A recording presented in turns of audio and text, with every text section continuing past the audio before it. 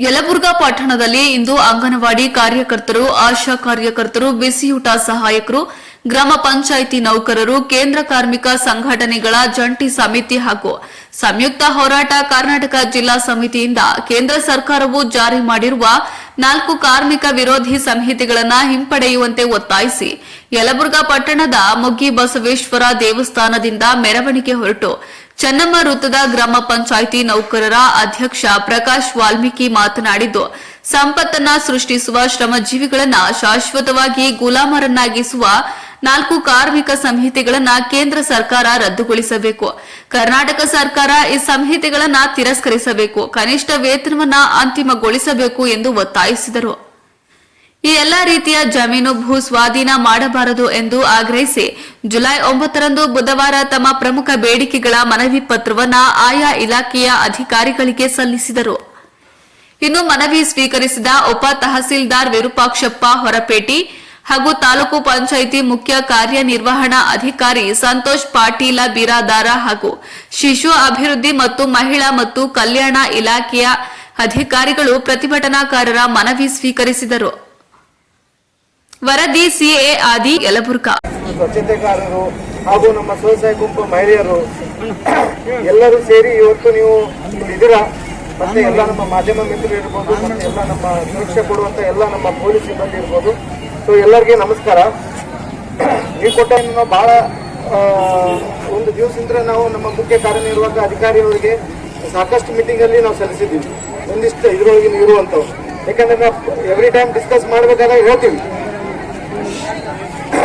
ಈಗ ಉದಾಹರಣೆಯಾಗಿ ನಮ್ಮ ಗ್ರಾಮ ಪಂಚಾಯತಿಯಲ್ಲಿ ಒಬ್ರು ಡಾಟಾ ಎಂಟ್ರಿ ಆಪರೇಟರ್ ಇದ್ದಾರೆ, ಬಟ್ ಅವ್ರಿಗೆ ಇನ್ನೊಂದು ಅವಶ್ಯಕತೆ ಇದೆ. ಯಾಕಂದ್ರೆ ನಾವು ನರೇಗಾ, ಸ್ವಚ್ಛ ಭಾರತ್ ಮಿಷನ್ ಇರ್ಬೋದು, ಆಮೇಲೆ NRLM ಇರ್ಬೋದು, ಸಾಕಷ್ಟು ಯೋಜನೆಗಳಿದಾವೆ. ಆ ಯೋಜನೆಗಳು ನೋಡ್ಕೋಕೆ ಇನ್ನೊಬ್ರು ಡಾಟಾ ಎಂಟ್ರಿ ಆಪರೇಟರ್ ಬೇಕಂತೇಳಿ ಇದು ನಮ್ಮ ರಾಜ್ಯ ಮಟ್ಟದಲ್ಲಿನೂ ಡಿಸ್ಕಷನ್ ಆಗಿದೆ, ಇಲ್ಲಿನೂ ಡಿಸ್ಕಷನ್ ಆಗಿದೆ. ಸೊ ಮುಂಬಡ್ತಿ ಸಂಬಂಧಪಟ್ಟಂಗೆ ಮುಂಬಡ್ತಿ ಕೊಡ್ಲೇಬೇಕಾಗುತ್ತೆ. ಈಗ ಮುಂಚೆ ಅಂದ್ರೆ ಮುಂಬಡ್ತಿ ಕೊಡ್ಕೋತ ಬಂದಿದ್ರು. ಸೊ ಈ ಮನವಿಯನ್ನು ನಾವು ನಮ್ಮ CEO ಸಾಹೇಬ್ರ ಮುಂದೆ ಇಡ್ತೀವಿ. ಮತ್ತೆ ನಮ್ಮ ಇಲಾಖೆ ಮಾನ್ಯ ಮುಖ್ಯಮಂತ್ರಿ ಸ್ವಚ್ಛ ಬಂದಾಗ ಆ ಬೇಡಿಕೆಗಳನ್ನು ಅವರು ಜಾರಿಸ್ತಾರೆ. ಹೇಳಿದ್ರು ಅವರು ಮೂಲಭೂತ ಸೌಕರ್ಯಗಳು ಮತ್ತು ನಮಗೆ ಜಮಖಾನ ಮತ್ತು ಚೇರ್ ಕುರ್ಚಿ ಏನಿದಾವೆ ಕುಕ್ಕರ್ಗಳು ಅಂಥವುಗಳನ್ನು ನೀವು ಮೊನ್ನೆ ನಡೆದಂತ ಮಾನ್ಯ ಮುಖ್ಯ ಕಾರ್ಯನಿರ್ವಾಹಕ ಅಧಿಕಾರಿಗಳು ಕೂಡ ಗಮನಕ್ಕೆ ತಂದಿದ್ದೇವೆ. ಮತ್ತು ನಮ್ಮ ಯುವಕರು ಕೂಡ ಇದ್ದಾರೆ. ಈ ನಮ್ಮ ನಿರ್ಬಂಧಿತ ಮತ್ತು ಅನಿರ್ಬಂಧಿತ ಅನುದಾನದಲ್ಲಿ ಅದನ್ನ ಒಂದು ಆದ್ಯತೆಯ ಮೇಲೆಗೆ ಖಾಲಿ ಹುದ್ದೆಗಳನ್ನು ನಿನ್ನೆ DC ಸಾಹೇಬರು ಕೂಡ ಗಮನಕ್ಕೆ ತಂದಿದ್ದೀವಿ. 15ನೇ ತಾರೀಕಿಗೆ ಡೇಟ್ ಕೊಟ್ಟಿದ್ದಾರೆ ಕಮಿಟಿ ಮೀಟಿಂಗಿಗೆ.